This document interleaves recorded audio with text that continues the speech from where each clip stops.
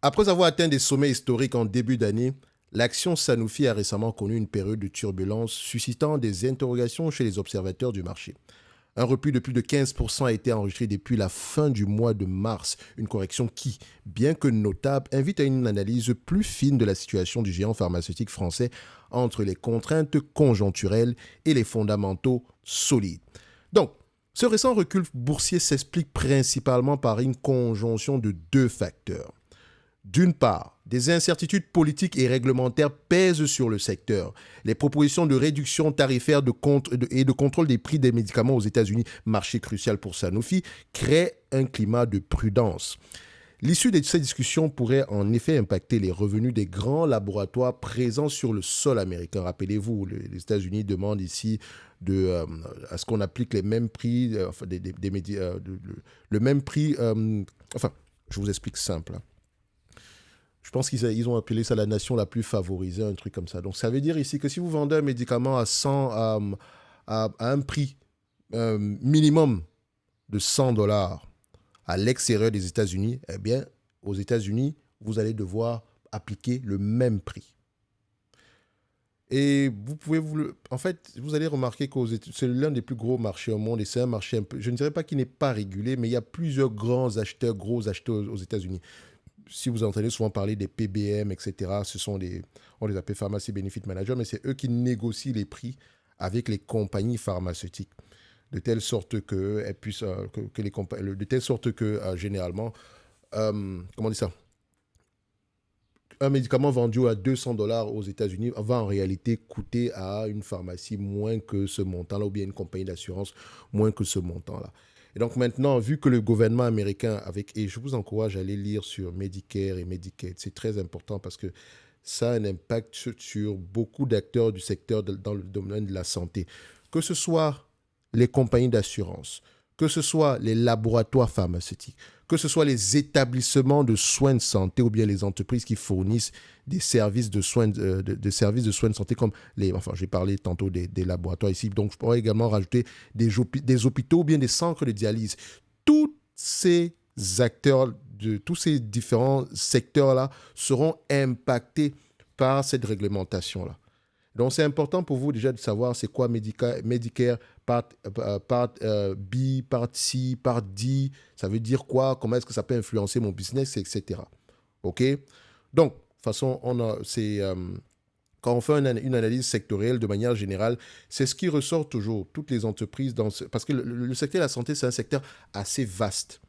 S'il y a un impact, et très souvent, les personnes qui reçoivent des soins de santé aux États-Unis de manière générale, s'ils sont assurés, c'est très souvent la compagnie d'assurance qui va assumer tous les risques. Et donc, techniquement, si ta compagnie d'assurance, en réalité, c'est le gouvernement américain, surtout pour les 65 ans et plus, ah bah, il a un pouvoir de négociation énorme.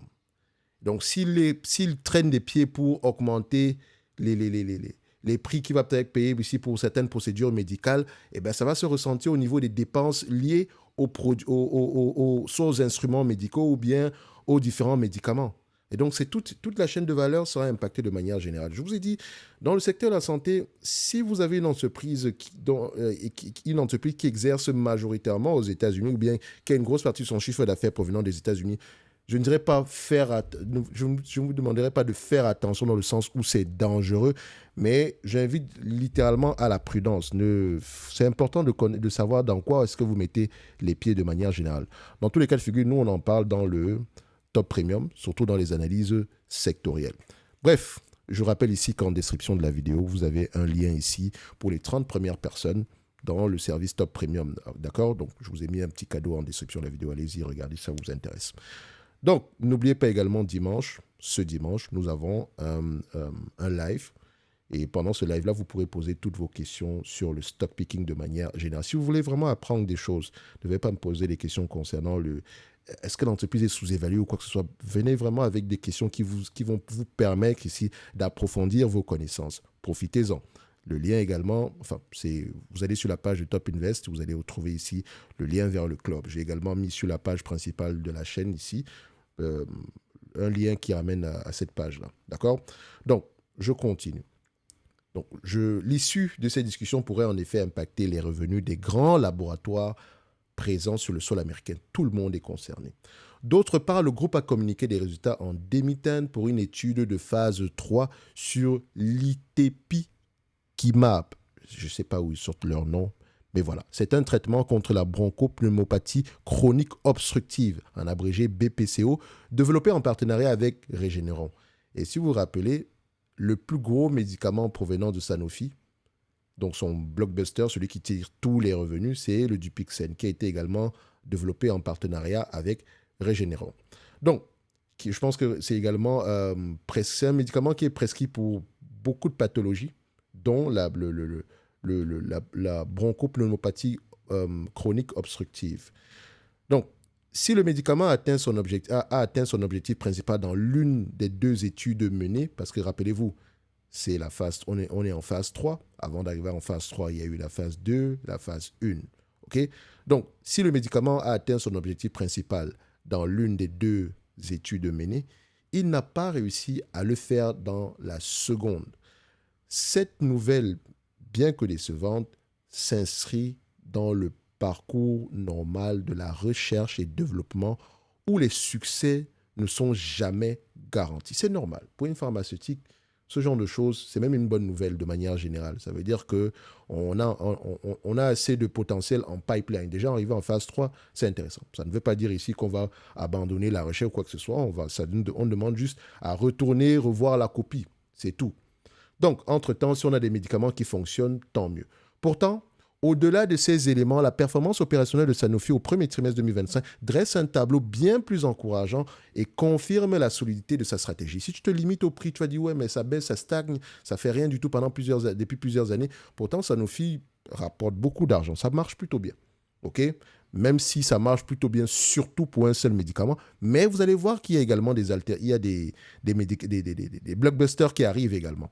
Donc, la multinationale bénéficie de plusieurs relais de croissance puissants qui devraient soutenir une forte reprise de ses résultats cette année. Le fer de lance de cette dynamique reste sans contexte le Dupixent, ce médicament biologique, et j'insiste sur le terme biologique, et je l'ai fait, comment on dit ça? Ce n'est pas un hasard si si je mets biologique ici. Je vous encourage à aller rechercher pourquoi, quelle est la différence entre les médicaments conventionnels de type chimique et les médicaments biologiques. C'est quoi la différence entre les deux? Quelle est la différence entre pharmaceutique et biotechnologie? Biotech, c'est toujours des pharma, n'est-ce pas? Mais quelle est la différence entre les deux? Je vous donne un tips. C'est en lien également avec les génériques. Il y en a un qui est plus facile à faire. Entre les deux, il y en a un ici qui est plus facile à reproduire en termes génériques. OK? Ce qui veut dire que le second, ou bien celui qui est plus difficile à reproduire, représente un avantage pour une compagnie pharmaceutique. Et donc, s'il y a une entreprise qui vend des génériques, qui est capable de faire la même chose, de reproduire le médicament, breveté qui arrive dans le domaine public, qui est peut-être soit biologique ou chimique, s'il arrive à le reproduire. En celui qui est plus difficile à reproduire ici, s'il y a une compagnie qui vend des génériques, qui peut le faire, eh bien, dites-vous que généralement, elle aura tendance à avoir un avantage. Donc, allez regarder Teva. Allez regarder, si ma mémoire est bonne, c'est Teva qui me vient à l'esprit présentement. Je ne vous demande pas d'aller investir dessus.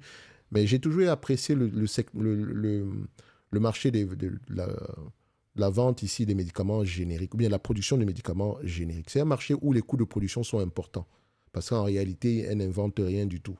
Donc, il faut juste avoir la force de vente, les coûts de production, mais ça peut être un marché intéressant à aller regarder. Okay?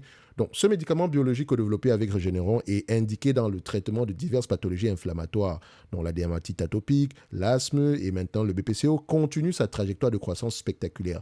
Fort de prescriptions en hausse constante et de remboursement solide. C'est important, j'ai bien dit remboursement solide, donc c'est-à-dire que quand vous avez vos médicaments qui est remboursé par la Sécu ou bien par votre assureur, c'est une bonne chose. Ça permet ici de soutenir les prescriptions. Okay? Donc, ces ventes, donc les ventes ici donc les ventes du Dupixent, excusez-moi, pourraient atteindre le chiffre impressionnant de 22 milliards d'euros d'ici 2030. À ses côtés, d'autres produits plus récents confirment leur potentiel. Vous avez l'Altuvio, un traitement pour l'hémophilie de type A dont les lancements tirent la croissance de l'unité pharmacie. Et je pense qu'on en a parlé il y a très longtemps ici dans une note d'analyse également. De même, la branche vaccin affiche une belle progression, notamment grâce au Beyfortus, un traitement préventif contre le virus respiratoire syncytial, en abrégé VRS, chez les nourrissons qui atteint le statut de blockbuster dès sa première année avec près de 1,8 milliard de dollars de ventes. C'est très encourageant. Donc, loin de se reposer sur ses lauriers, Sanofi investit massivement dans son avenir. Le pipeline de recherche et de développement regorge d'opportunités, même si on dit souvent que oui, mais ils n'investissent pas beaucoup dans la recherche et le développement, etc., s'ils le font. Avec de nombreuses études, même s'ils achètent parfois ces entités-là. Et vous allez voir qu'ils ont fait l'acquisition après 10 milliards de dollars sur une entreprise dernièrement, en euros, en dollars, entre les deux. D'accord? Donc, avec de nombreuses études en phase intermédiaire et avancée dans des domaines clés comme l'immunologie, les maladies rares et l'oncologie. Donc, 6 approbations réglementaires ont déjà été obtenues et plusieurs lancements sont attendus cette année, donc celui du Xilia, récemment approuvé sur le traitement de l'hémophilie. La stratégie d'acquisition ciblée, à l'image du récent rachat de Blueprint Medicine, vient renforcer l'expertise du groupe, particulièrement dans le domaine très porteur de l'immunologie, et promet des synergies futures. Enfin, Sanofi n'oublie pas ses actionnaires. Je sais que c'est la partie qui vous intéresse généralement ici. Donc, le groupe a confirmé sa politique de hausse du dividende pour la 30e année consécutive et a lancé un programme de rachat d'actions de 5 milliards d'euros. Donc, ça, moi, ce qui m'intéresse, c'est plutôt le rachat d'actions, surtout quand on le fait à très bon prix. Et je considère que le prix actuel est intéressant, témoignant de sa confiance dans ses perspectives à long terme. Pour 2025, la direction maintient ses prévisions d'une croissance des ventes comprise entre 5 et 9% et d'un fort rebond du bénéfice par action ajustée. Et je marque bien l'emphase sur ajusté. Donc, ajusté de quoi? C'est la grosse question. Ce qu'il faut retenir ici, c'est que l'analyse de la performance d'une entreprise, en particulier dans un secteur aussi complexe que l'industrie pharmaceutique, ne peut se limiter à l'observation à court terme de son cours de bourse. Et aujourd'hui, quelqu'un m'a posé une question concernant LVMH sur le cours de bourse. Et moi, c'était assez drôle parce que à 800 dollars, ça intéressait tout le monde. À 400 dollars, ça n'intéresse plus personne. Et d'aucuns pensent que LVMH ne vaut même pas 800 dollars et que vaut plutôt 400 dollars. Certains confondent encore le prix et la valeur. C'est deux choses différentes. Évidemment, la valeur peut avoir tendance à baisser dans le temps, mais dans le cas de LVMH, excusez-moi, mais permettez-moi de douter. Actuellement, prenez la peine d'analyser une compagnie comme LVMH. Faites-vous une femme. Je ne parle pas souvent de PEA ici, même si la majeure partie de mon public est français, mais j'ai fait le choix dernièrement de parler majoritairement d'entreprises nord-américaines, tout simplement parce que moi je suis en Amérique du Nord. Je n'ai jamais mis les pieds en France, donc je ne sais même pas à quoi ça ressemble. De manière générale ici, c'est la raison pour laquelle je me sens plus à l'aise à parler d'entreprises que j'ai tendance à regarder pour mon propre portefeuille.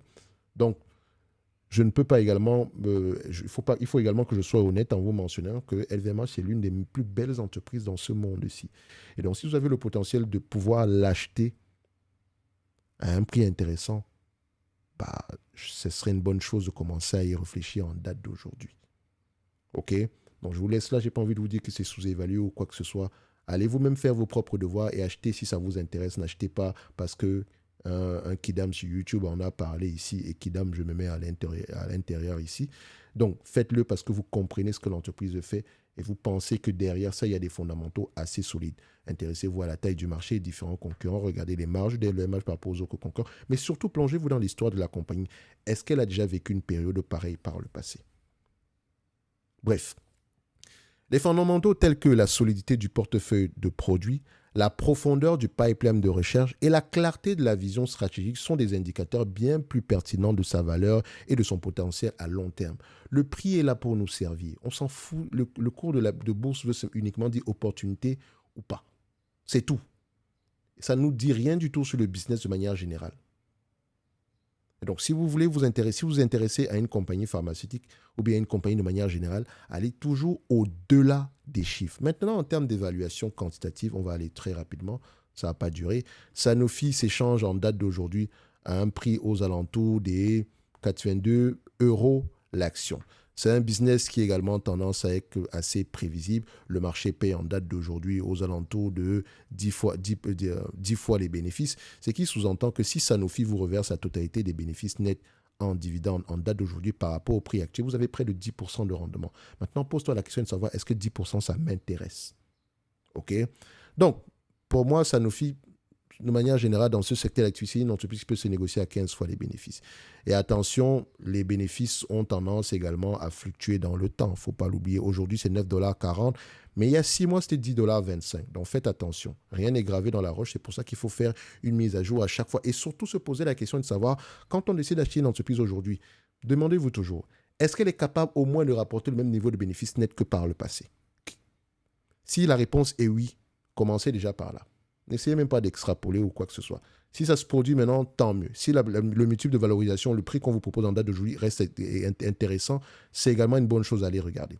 Donc, 15 fois les bénéfices de 2027, je rappelle qu'aujourd'hui c'est 9,40 $, alors qu'il y a 6 mois c'était 10 $, ça change au fur et à mesure que le temps avance, on a tendance à s'ajuster en conséquence. Rien n'exclut que demain que ce soit 11 $. Mais aujourd'hui, je dois me poser la question de savoir est-ce que cette compagnie a les capacités d'au moins rapporter le même niveau de bénéfice net que sur les dernières années. La réponse est oui, pour le moment. OK? Le rachat d'actions, c'est une très, très bonne chose. Le dividende, c'est bien, mais si vous ne rachetez pas des actions derrière, vous ne gagnez pas énormément. Et le rachat d'actions est une bonne décision au niveau de cette entreprise-ci parce que ça va permettre ici de pouvoir... ça va servir un tout petit peu de catalyseur pour le cours de l'action. D'accord? Donc, je pense que j'ai déjà fait plusieurs vidéos sur Sanofi et je vous ai toujours dit que le rachat d'actions est une chose qui devrait à peu près envisager plutôt que le versement d'un dividende. Ou bien ils peuvent toujours faire les deux. Donc, aujourd'hui, c'est 140 $ l'action, 15 fois les bénéfices de 2027. Maintenant, on prend en considération ici la dette, 140 € l'action, excusez-moi. 140 € moins la dette nette. Voilà, 140 moins 8 $. Ça ne sert à rien de prendre la dette. Ils n'ont presque pas de dette. Donc, je viens dans ma watchlist. OK? Et je vais mettre 140 $ pour la valorisation de Sanofi. Et la question que je devrais me poser, c'est est-ce que Sanofi me propose une marge de sécurité en date d'aujourd'hui par rapport au risque que j'ai choisi prendre? Cette question-là, je ne pourrais pas répondre à votre place. Parce que oui, les chiffres sont bons, mais avant d'investir, il faut comprendre dans quoi est-ce que vous mettez les pieds. Si vous n'êtes pas à l'aise avec le secteur d'activité, ne l'achetez juste pas. D'accord? Le stock picking, c'est aller toujours au-delà des chiffres. C'est très important parce qu'en période difficile, c'est parce que vous comprenez ce que l'entreprise fait, vous connaissez l'entreprise. C'est grâce à cela que vous pouvez tenir en période difficile. OK? Donc, je vais mettre ici à jour la watchlist. Je rappelle que le lien vers la watchlist est sur la page principale ici de Top Invest. Donc, vous avez je pense que j'ai mis un lien en description de la vidéo. Le lien va vous renvoyer ici vers le Top Premium, mais vous pouvez cliquer en haut à gauche. Vous allez retrouver ici la page principale. Ou bien, si je pense que si tu regardes cette vidéo dans, je sais pas moi, 2 ou 3 semaines plus tard, c'est normal. Je pense que le lien vers la page principale de Top Invest est en description de la vidéo. Tu pourras accéder également à la watchlist. Je vais dessus directement. Donc là, je cherche Sanofi. Et Sanofi, la dernière fois, on avait 145 € l'action. Je pense qu'aujourd'hui, si ma mémoire est bonne, on s'est arrêté à combien? 140 $. Ouais, c'est ça. Oui, c'est ça. 141 $. Donc 4 $ de différence par rapport... 145 €, 141 €. 1 € de différence par rapport à la dernière fois. Est-ce que ça vaut même la peine que je modifie cela? Bon, pourquoi pas. On va le faire comme ça, 141. Voilà, comme ça. La dernière mise à jour datée ici du mois de mars 2025. Et très souvent, une fois que ça date à peu près de 90 jours, c'est toujours intéressant de demander une mise à jour. Mais ça, vous pouvez uniquement le faire dans le service Top Premium. Donc, ou bien, n'oubliez pas, dimanche prochain, nous avons un live pour tous ceux qui ont des questions concernant le stock picking. Si vous voulez apprendre des choses, est-ce que vous avez des questions concernant le stock picking de manière générale, que ce soit de la comptabilité ou je ne sais pas quoi, soit comment analyser telle ou telle entreprise, c'est dimanche prochain. Le lien est dans le club. Enfin, le lien pour la réunion va se retrouver ici dans le club. Je vais le poster ici d'ici ce soir, de manière générale. Et il sera uniquement disponible à ces niveaux-là. Donc, ça sera un live comme on avait souvent l'habitude de le faire sur YouTube, sauf qu'il ne sera pas présent sur YouTube, il ne se fera pas non plus sur YouTube. Donc, si ça vous intéresse de poser des questions sur le stock picking, n'hésitez pas. Et pour ceux qui veulent aller plus loin, je vous ai mis un lien ici en promo pour le service Top Premium où je partage généralement ici des notes d'analyse sectorielles, des notes d'analyse également sur les entreprises qui, moi, m'intéressent, ainsi qu'avec le suivi qui vient avec. On a également un live par semaine où vous pouvez également poser toutes vos questions. Vous avez également accès à la watchlist ainsi qu'à la communauté Discord et Podia. Et nous, on va se donner rendez-vous sur les prochaines vidéos. Ça ne sert à rien que je demande un like ou un abonnement. Vous faites ce que vous voulez de manière générale. Ce n'est pas important de liker ou bien de vous abonner. Si ça vous a servi à quelque chose, partagez la vidéo ou bien likez. Faites ce que vous voulez de manière générale. Et nous, on se donne rendez-vous ici pour ceux qui veulent continuer sur la prochaine vidéo ou bien dimanche prochain. N'oubliez pas. Merci. Au revoir.